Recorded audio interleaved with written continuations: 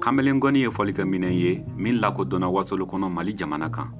Danfaraba ni donsogɔni cɛ k'a sabu kɛ a juru wɔɔrɔ ye. A mankan bɛ dɔnkilidala caaman ka dɔnkili kɔnɔ, i n'a fɔ Yɔrɔ Jalo, Salif Keita, Umu Sangare ani dɔwɛrɛw.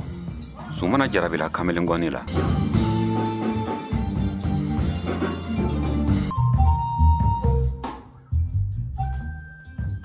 Kamelengoni instrument mun don a diyara n ye, ça m'a vraiment touché. Sani ka kɛ gɔni fɔlɔ n ye instrument caman fɔ, gɔni de ye kamelengoni de ye n ka instrument laban ye. N ye pati koloma fɔ, denmisɛnninya instrument o n y'a daminɛ o la, ka jeme fɔ, ka dunu fɔ, ka bala fɔ, ka basi fɔ, ka batterie fɔ.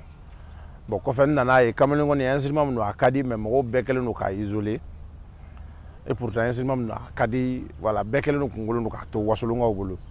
K'a fɔ ko wasolonkaw dɔrɔn de ta don. Et pourtant a bɛ se ka fɛn baden fɔ ka sɔrɔ wasolo musique dɔrɔn tɛ.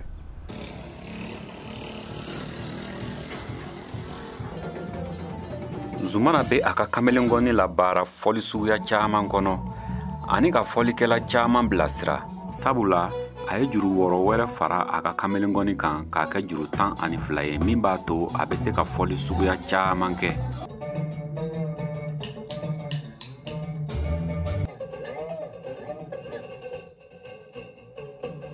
Donc ne yɛrɛ y'a bila n kɔnɔ ka mission di n yɛrɛ ma n ka instrument in ta k'a fɔ.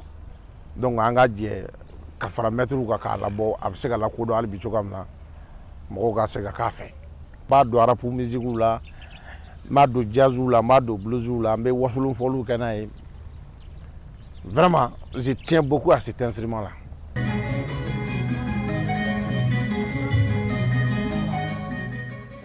A baarakɛɲɔgɔn dɔw y'a seereya ko maa cɛ sirilen don wa baara kanu b'a la, i n'a fɔ Mahamadu Sidibe n'u b'ale wele ko Ɲarela Papu ani Baba Sala Sise, olu min n'a jɛra ka baara caaman kɛ.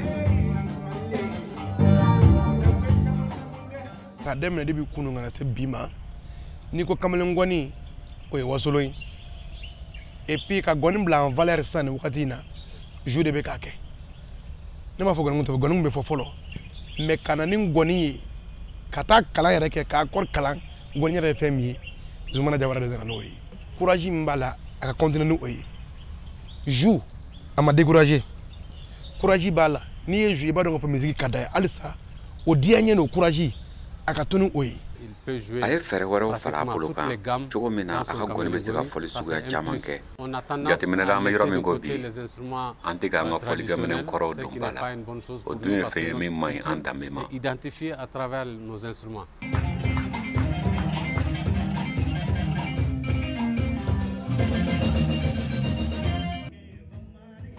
Zumana Jawara min bɛ bɔ Turukunbe Kayi mara la, a y'a laɲini ka se ni kamelengoni ye diɲɛ fan bɛɛ.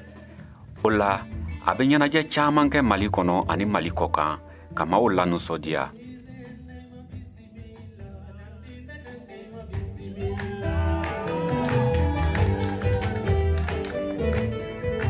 Dans un premier temps, on a vu Zumana accompagner énormément d'artistes. On sait qu'il est polyvalent. On s'est posé la question à quoi va ressembler son projet artistique. Il nous l'a envoyé. Très sincèrement, je suis tombée amoureuse de ce projet.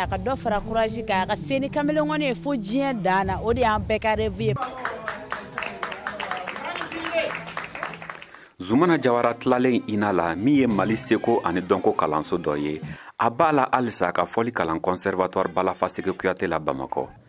Nka o t'a bali ka taga ɲɛ ka maaw la ɲɛnajɛ n'a ka kamelengoni ye.